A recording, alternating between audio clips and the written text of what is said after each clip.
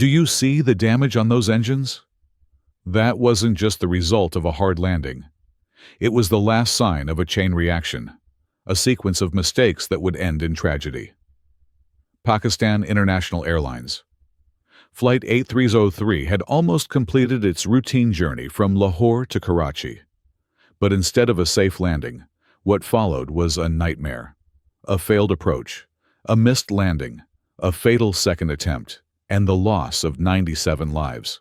The aircraft bounced violently on the runway, lifted off again with both engines already damaged, and plunged into a residential area just minutes later. This is not just the story of a crash. This is the anatomy of a disaster, a breakdown in discipline, communication, and situational awareness in the final minutes of flight. I'm Hoover, and this is your pilot debrief.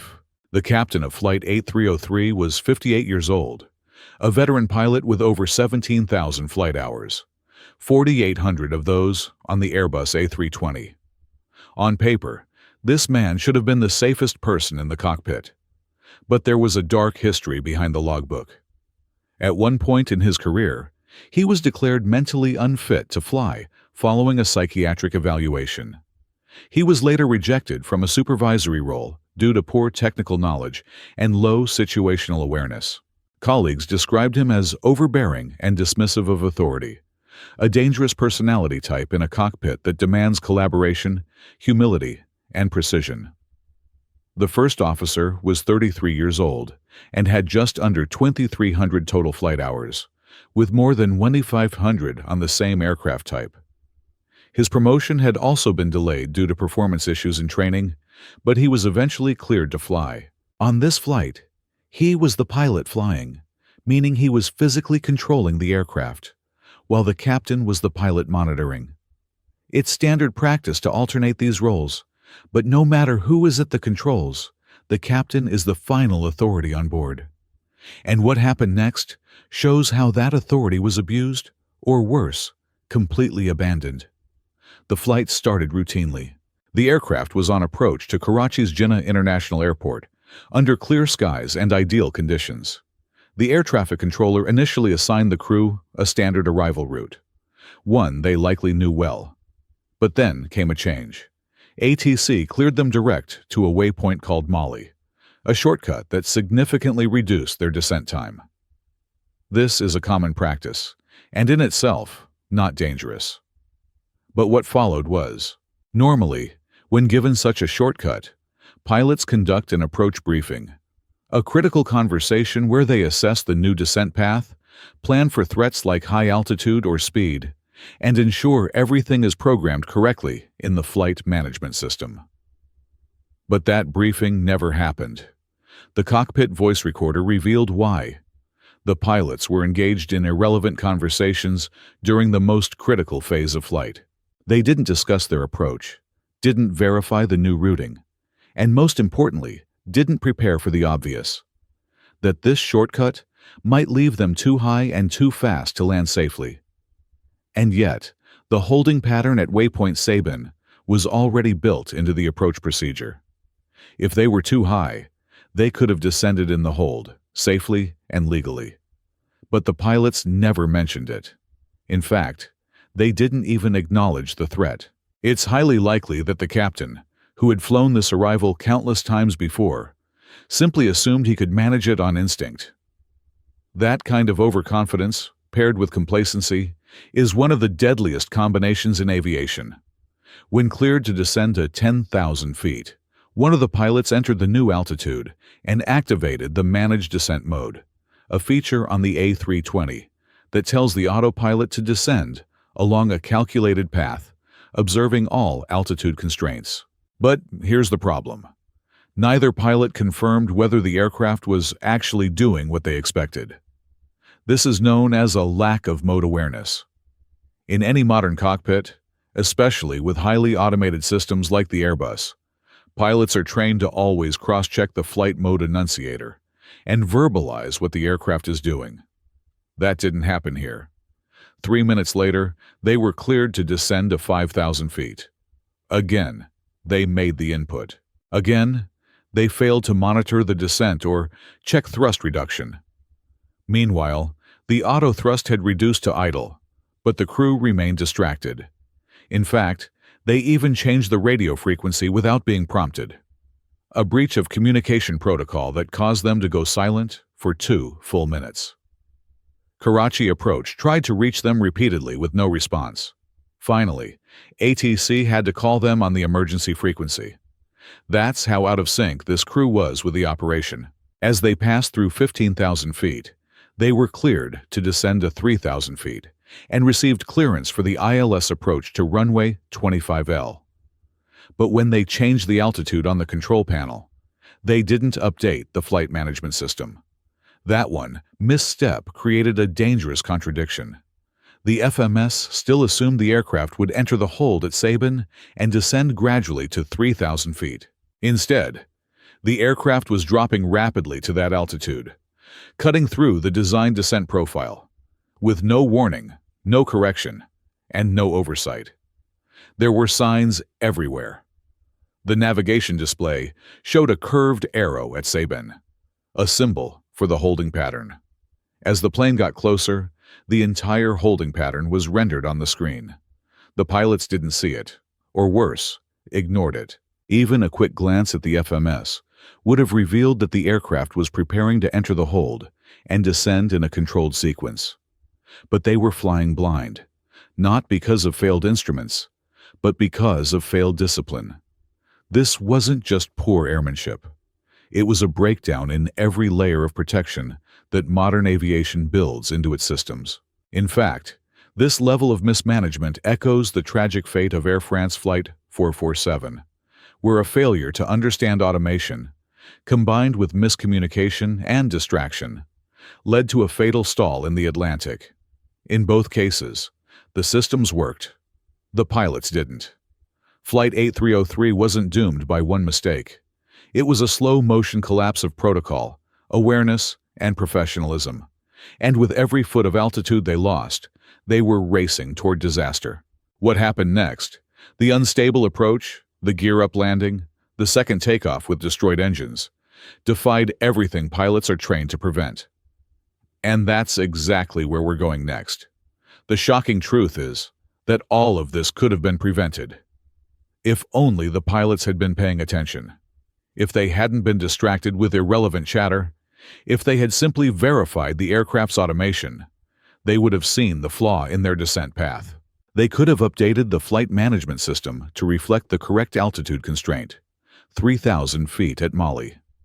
Airbus simulator tests later proved that if they had done that, the aircraft would have recalculated its descent profile and flown a perfectly stable approach. The landing would have been routine, no damage, no deaths. But that's not what happened. Instead, the mistakes intensified. The aircraft was at 9,300 feet as it passed over Mali, a high but manageable altitude considering the built-in holding pattern at the next waypoint, Sabin. The system had already accounted for it. The descent could have continued safely inside the hold. That's why the controller contacted the pilots to ask if they were track-mile comfortable for descent, essentially checking if they were planning to use the holding pattern or continue the approach. One of the pilots responded, "Affirm, Abarne."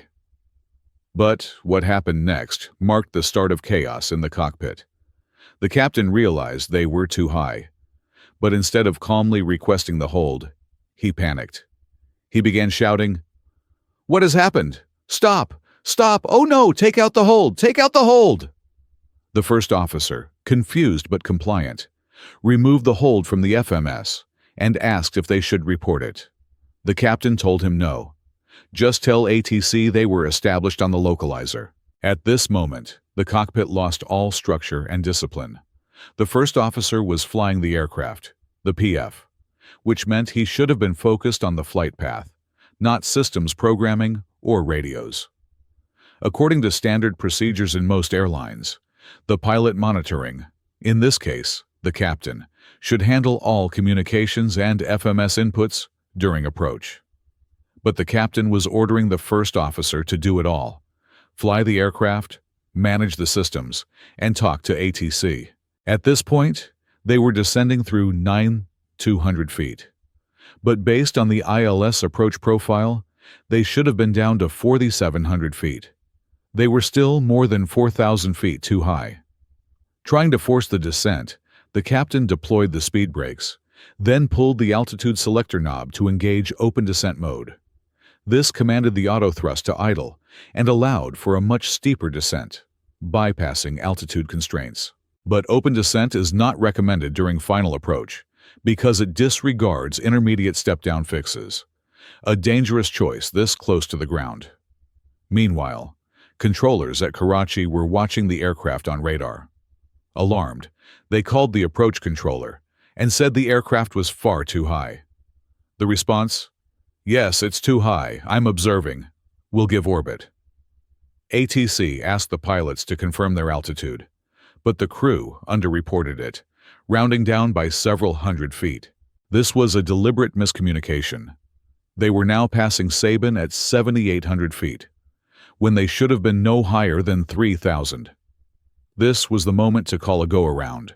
The safest, most logical decision would have been to level off, advise ATC of the missed approach, and come around for another try.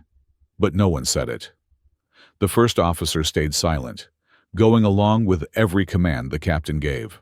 And while it's easy to criticize from the outside, cockpit culture and authority gradients can create an environment where challenging a superior is unthinkable, especially in regions where hierarchy and respect are deeply ingrained. Still, at some point, the duty to safety must outweigh the fear of offending. Controllers tried to intervene again. When the aircraft was 10 miles out, they advised 75 for 3,000. Present position is 10 miles from touchdown. That was a coded warning. You're too high, 4,500 feet too high, and only 10 miles from the runway. What do you plan to do about it? The captain's response was simply, "No problem, sir." Seconds later, the target airspeed was adjusted to 248 knots, and the landing gear was lowered. But here's the twist. Neither pilot made a gear call-out. Whoever lowered it didn't announce it, and the other didn't verify it. This is a complete violation of standard operating procedures. With the gear extended and speed brakes still deployed, the aircraft's descent rate spiked to a dangerous 7,500 feet per minute, a rate far beyond what is safe during final approach.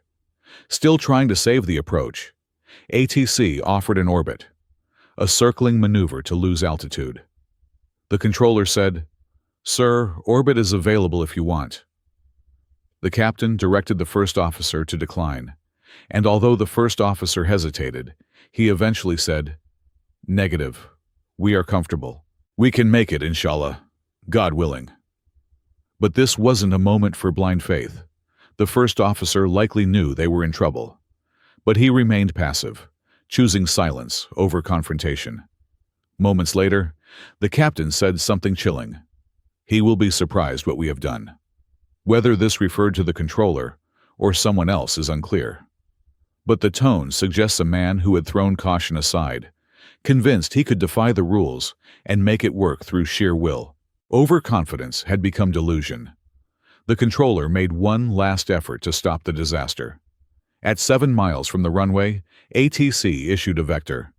Disregard. Turn left heading 180. The correct phraseology would have been, cancel approach clearance, fly heading 180, maintain 3,000 feet.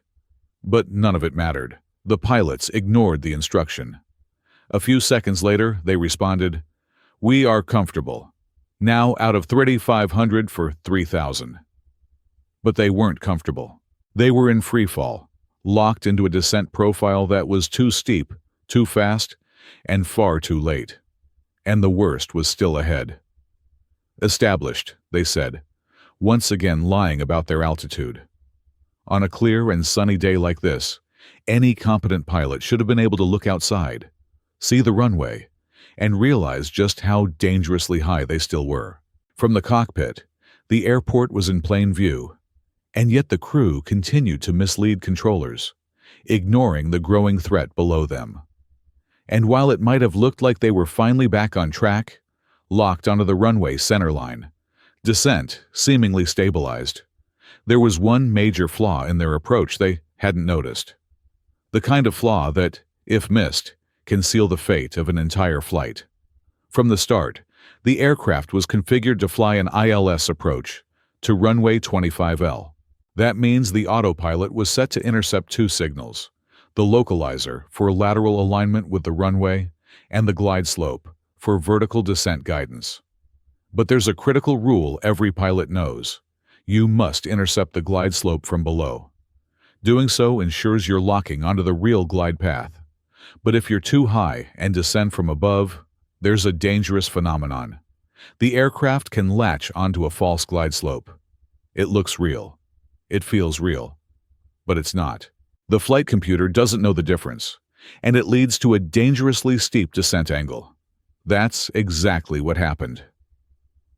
Thankfully, air traffic control caught the mistake and instructed them, once again, to turn left to heading 180, a clear attempt to vector them away from a botched approach. But the pilots, still fixated on landing, replied, "We are established on ILS 25L. They were not. They were locked onto a false signal, and the aircraft began pitching down dangerously. The nose dropped past 13 degrees, and the descent rate surged past 6,800 feet per minute, far steeper than any stabilized approach ever permits. The autopilot disengaged.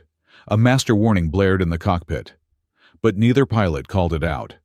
Neither acknowledged the sudden transition to manual flight. It was pure silence. Then came the sink rate warning from the GPWS, Ground Proximity Warning System, followed quickly by pull up.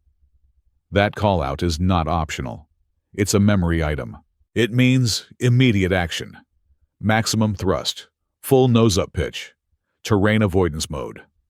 But instead of executing the maneuver, one of the pilots raised the landing gear and retracted the speed brakes, without saying a single word.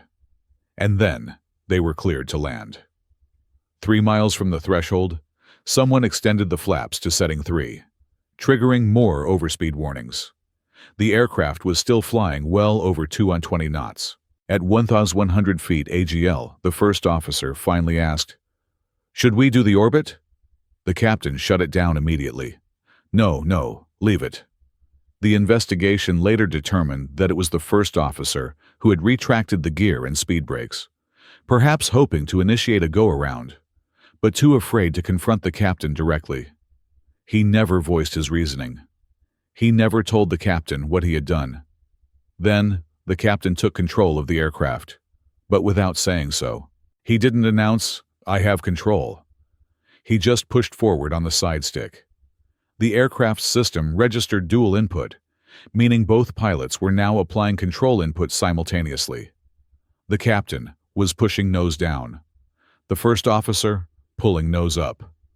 The aircraft was confused, and so were the people flying it. Descending through 1,000 feet, the aircraft's parameters no longer matched any definition of a stabilized approach. This was not just unsafe, it was unrecoverable. They were too fast, too steep, too disorganized. At 500 feet AGL, they were still descending at 2,000 feet per minute, traveling at 220 knots, and the landing gear was up. A warning sounded. Gear not down. It was ignored. Still airborne, just feet above the runway. One of the pilots selected full reverse thrust. But thrust reversers only work on the ground. With the wheels still in the air, nothing happened. Moments later, the unthinkable. They landed with the gear up. The bare engines made first contact with the runway, scraping, exploding in sparks and smoke. At that moment, the captain had full nose-down input, while the first officer was pulling almost full nose up. Then came the fire warning. Engine number 2 was on fire. They bounced and skidded violently down the runway. The first officer screamed, "Take off, sir! Take off!" The smarter move, the safer move, would have been to stay on the ground. But for once, the captain took his advice. He advanced the thrust levers to toga, take off, go around power, and the aircraft clawed its way back into the air. They were airborne again, but the aircraft was wounded. Neither pilot discussed the gear-up landing. Neither reviewed what had gone wrong. There was no plan, no checklist read. Just the desperate instinct to get the plane around and try again. The captain began circling the airport to attempt another landing on the same runway. But the engines wouldn't survive long enough to give him that chance. Due to the severe damage sustained during the belly landing, Engine 1 suffered an uncommanded in-flight shutdown.